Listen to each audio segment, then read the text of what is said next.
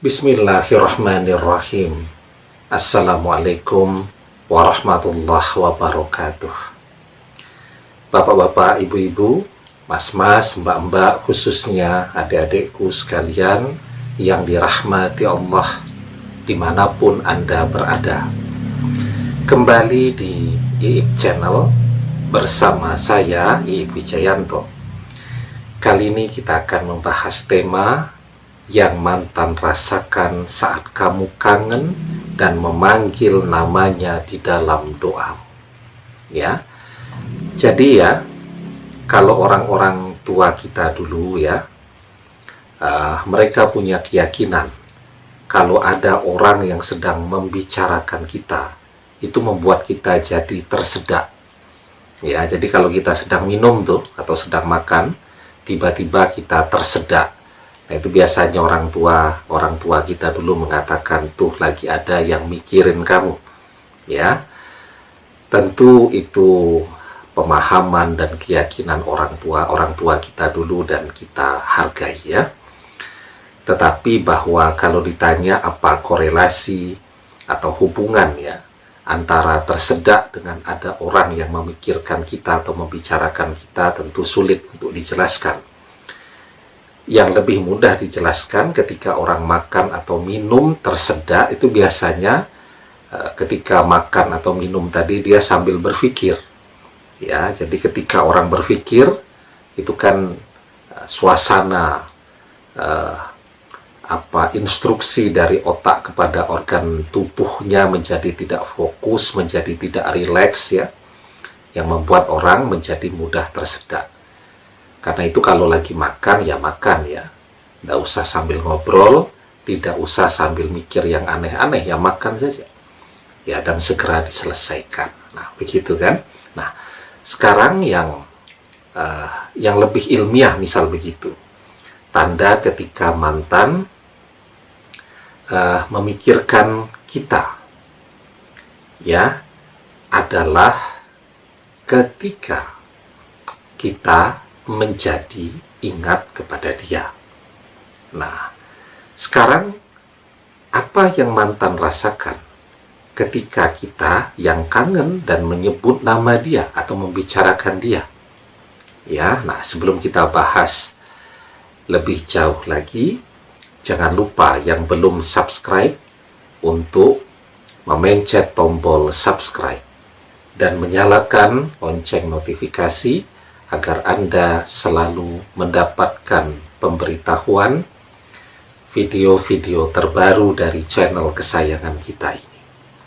Dengan subscribe, doa-doa kita selalu terhubung sehingga kita selalu bisa berdoa bersama-sama ya. Nah, jadi penjelasan ilmiahnya ya,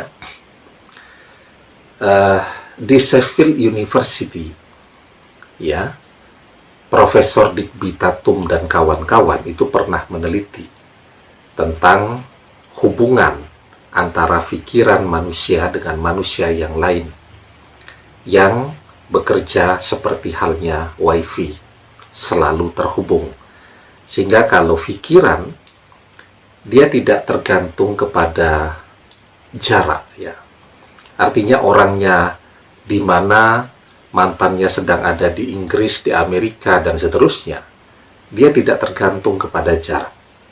Ya, ketika dia memikirkan seseorang sejauh apapun jaraknya, orang itu akan merasa semakin dekat, semakin kuat ikatan batin, ikatan emosional antara dua orang itu, maka yang dirasakan oleh orang yang dipikirkan itu semakin terasa ya, semakin jelas sinyal-sinyal yang dia terima ya. Jadi seperti halnya antara suami istri itu, kemudian misal istrinya menjadi tenaga kerja di luar negeri ya, suami istri sudah berjalan bertahun-tahun, kemudian istrinya berangkat kerja. Itu kan ikatan emosionalnya sangat dekat. Misal ketika suaminya kangen, istrinya bisa memahami di sana karena pikirannya terhubung, seperti halnya wifi, ya. Jadi wifi itu kan selama sinyalnya masih bisa menjangkau, orangnya mau duduk dimanapun, dia selalu terhubung. Nah, pikiran itu jauh lebih kuat daripada sinyal yang dipancarkan oleh wifi. Nah, dan orang yang dipikirkan itu bisa memahami, oh ini sedang kangen nih. Ya, karena kedekatan tanpa orang sadari itu membuat orang menjadi terlatih, menghasilkan satu kemampuan yang bernama intuisi, memahami tanpa harus mendapatkan penjelasan dari orang tersebut. Nggak usah pakai telepon, nggak usah pakai chatting, sudah bisa istrinya yang di luar negeri memahami, oh sedang kangen, ya, karena kemampuan intuisi yang tanpa pernah mereka sadari, seiring perjalanan pernikahan mereka itu terbangun secara alamiah dan menjadi terlatih, ya. Jadi kan tidak ada tuh orang tua misal secara khusus melatih kemampuan intuisinya kepada anak-anaknya, tidak ada, alamiah saja, ya. Tetapi menjadi sedemikian terlatihnya, kemampuan intuisinya sedemikian akuratnya, sehingga misal anaknya bohong, ya, orang tuanya tahu tanpa anaknya harus bilang kalau dia bohong, ya. Anaknya sedang tidak punya uang, sedang merantau, orang tuanya tahu, ya. Anaknya sedang kurang sehat, orang tuanya tahu. Kemampuan intuisi yang sedemikian terlatihnya, dan itu terbangun secara alamiah. Nah, maka ya, apa yang mantan rasakan ketika kita kangen, kemudian kita menyebut namanya di dalam doa-doa kita, maka mantan akan merasakan dan bisa memahami, ya, dia tahu bahwa kita sedang merindukan dia. Apalagi ketika kita menyebut nama mantan di dalam doa kita. Karena ketika kita berdoa tuh, ya, kita berkonsentrasi, kita khusyuk, ya, itu power, ya, atau kekuatan sinyal yang dipancarkan dari orang yang berdoa itu berlipat ganda lebih kuat daripada ketika kita memikirkan atau memancarkan sinyal pikiran kita kepada seseorang dalam keadaan tidak berdoa. Jadi kangennya kita kumpulkan ketika kita berdoa dan kita memanggil namanya di dalam doa-doa kita, itu sinyal yang akan diterima oleh mantan jadi berlipat-lipat. Nah, disitulah dia akan bisa merasakan. Sehingga sebenarnya dia tahu kalau kita masih merindukan dia. Ya. Nah, karena itu ya, yang perlu dilakukan sekarang apa? Misal pun mantan sekarang bersama orang ketiga, dia berpaling, dia berkhianat. Yang harus kita pahami bahwa cinta yang paling bersungguh-sungguh, cinta sejati, itu adalah pernikahan. Ya, jadi biarkan saja mantan bersama orang ketiga pada saat ini bersenang-senang, ya, jalan ke sana kemari. Yang penting kan mantan menikah dengan kita. Karena itu yang paling penting dilakukan sekarang adalah terus melangkah mempersiapkan pernikahan.